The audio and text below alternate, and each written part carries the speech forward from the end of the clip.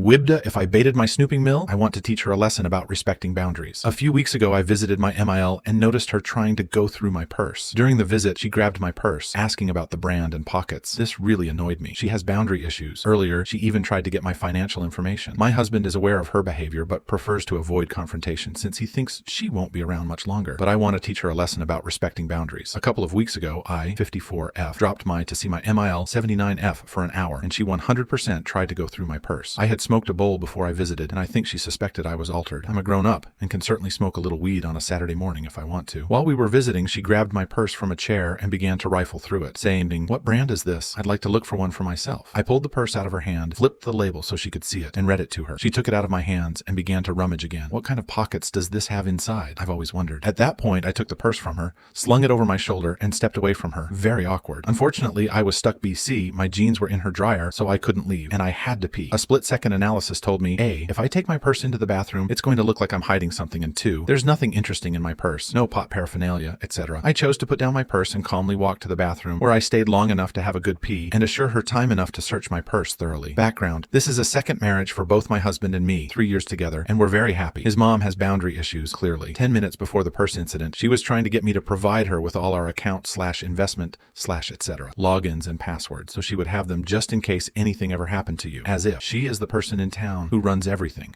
is used to having her own way, and feels entitled to know our business. We consistently set firm limits with her, but it's exhausting. My mill did well for herself in her career and often did public speaking spots. I'm sure she's a fine public speaker, but when I say public speaking, I mean presenting awards, giving a little speech to thank the Historical Society for their fine work, and so on. Not writing her own persuasive content, not TED Talks or anything close. Still, she assumes no one else has the immense skill or experience that she has as a public speaker. Here's my plan. I've been a writer off and on, although it's not my primary career. In the last decade, I've had a few novels and some nonfiction published. I composed a letter to a fake publisher. I used the name and address of a well-known publishing house, but made up a name. The letter is from me to the publisher, thanking him for his effusive praise of my recent presentation to the XX at the university. Completely made up. I thanked him for his interest in my manuscript. I kept the wording vague, but wrote that I wanted to negotiate a higher advance. Thanked him for calling me in demand as a public speaker, but said I'd be using a pen name for this book due to the sensitive nature of the content. The letter is now in an unsealed, addressed envelope marked confidential. It will, of course, be clearly visible when I drop in to see her this weekend, then decide to go for a walk, leaving my purse behind for an hour. My husband knows nothing about this. If she fishes for information, he will be clueless and I will play dumb. She won't confess that she snooped, and it will drive her nuts for the rest of her life. What did Blue Heron write under a pen name? What are the details of her secret writing and speaking career? When she probed for access to our financial information and tried to search my purse, I told my husband. He was disinterested. His attitude is that she's not going to be around much longer, so we should just keep the peace. Truly though, what did I expect him to do? He can't rage at her. She'll just deny it all. That's why I feel I need to take things into my own hands and teach her that when you fuck around, sometimes you find out. Remembering that I'm a grown-ass woman who should be able to let things go. WIBTA for baiting my mill to snoop through my purse again. Edit.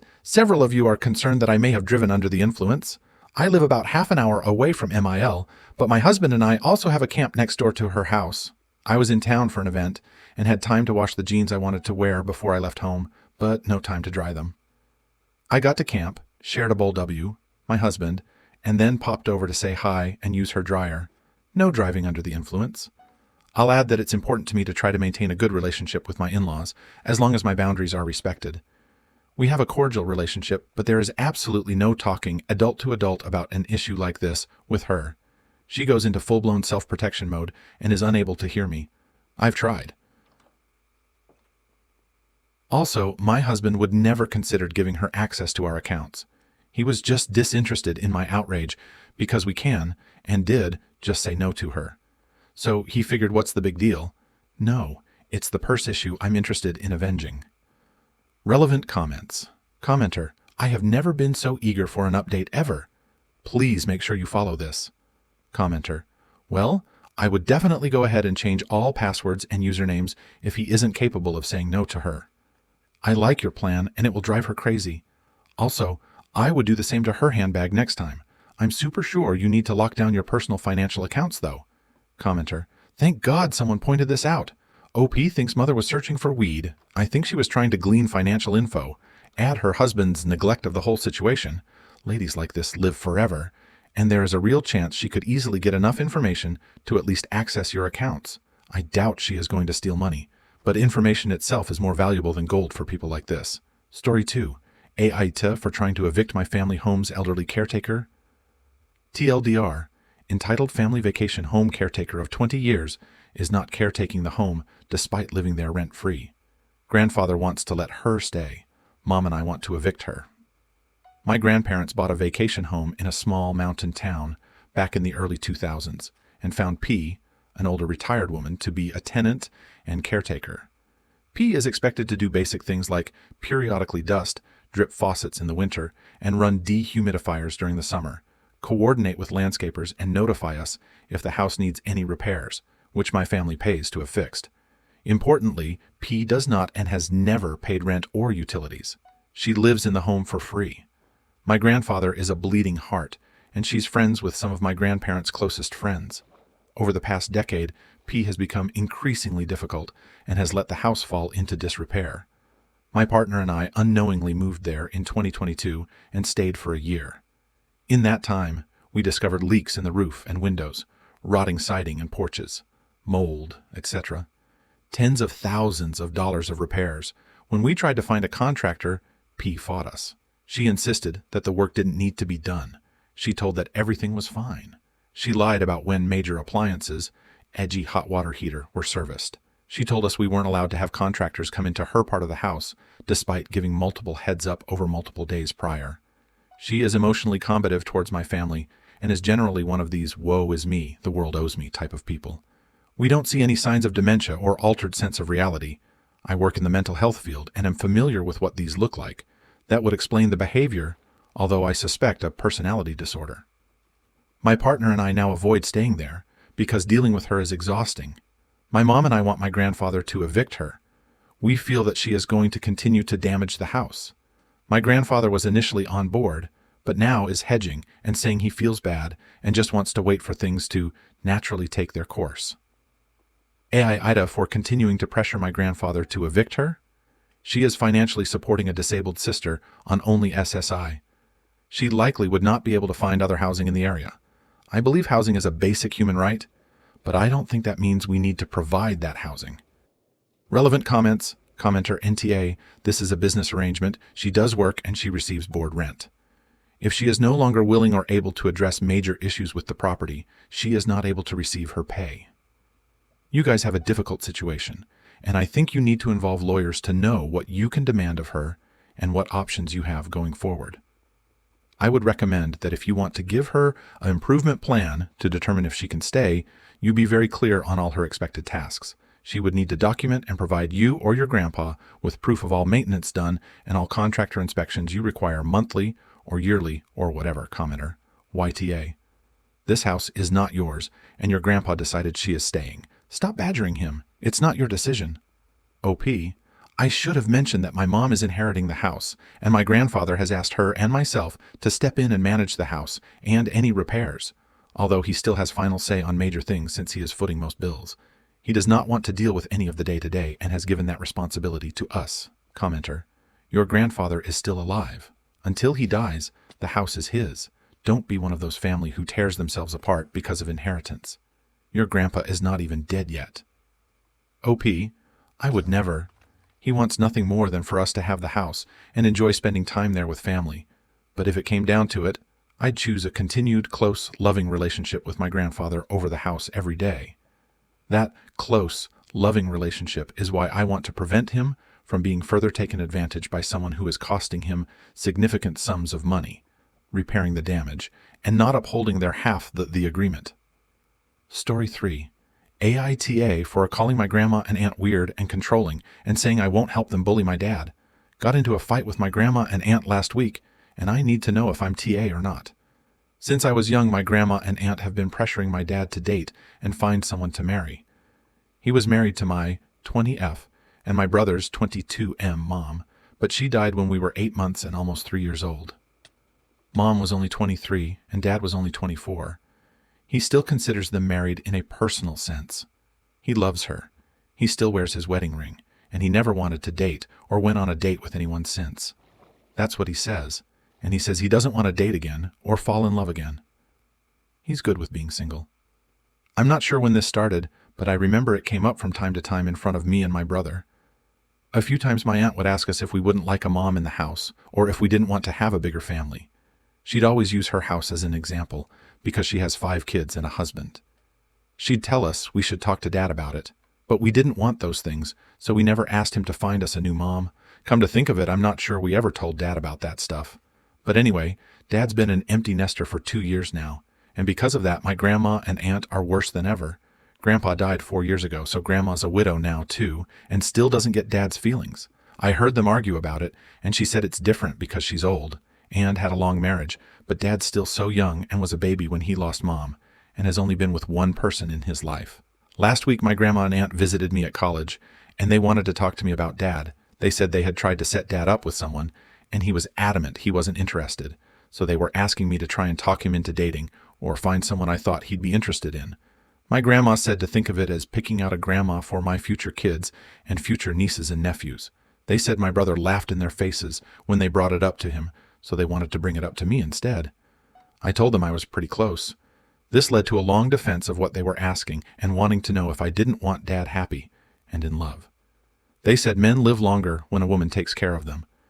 I told them they were so weird for obsessing over this and really controlling with how far they're willing to go to make it happen. I told them to stop doing this and leave me out of it because I won't join them in bullying my dad. I walked away from them, but they were trying to follow and yell at me for talking to them like that. They eventually left when they realized I wasn't going to hear them out more.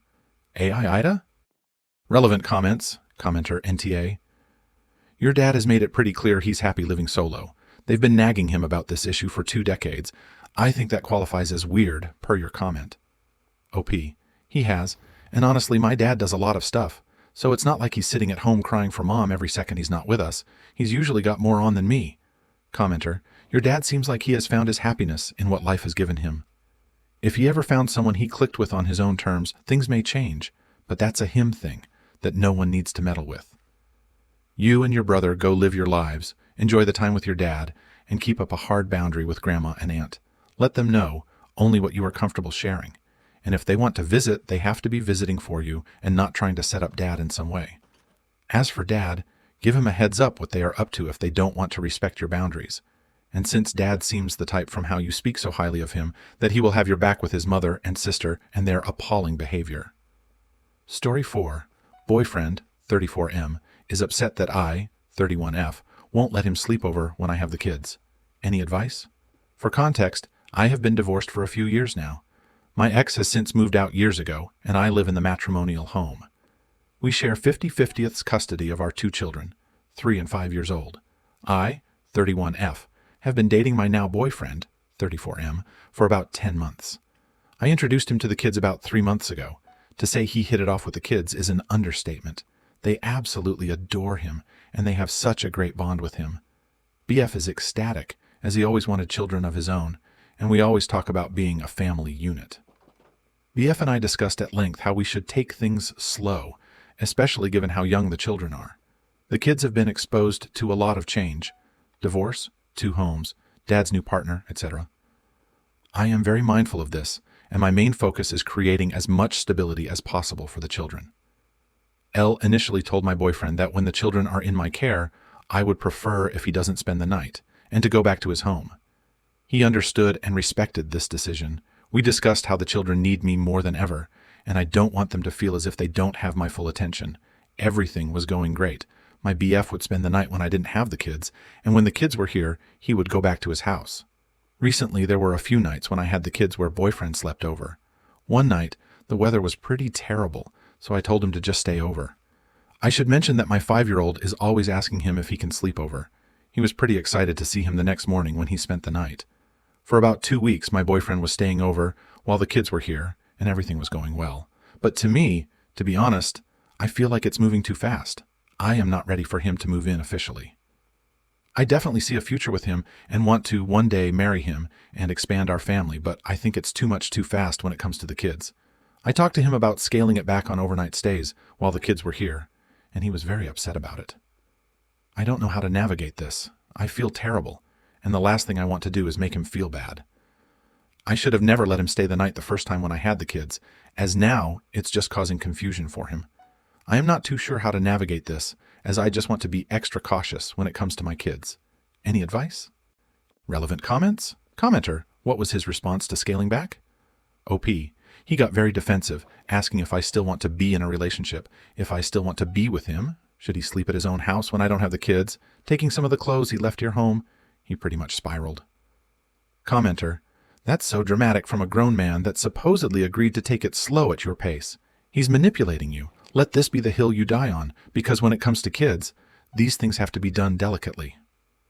I think you're handling it great. Keep doing what you're doing and don't budge. Don't let him manipulate you into feeling bad. No matter how good he is with the kids, it's still early. You've barely known him for a year, so his reaction is a red flag to me.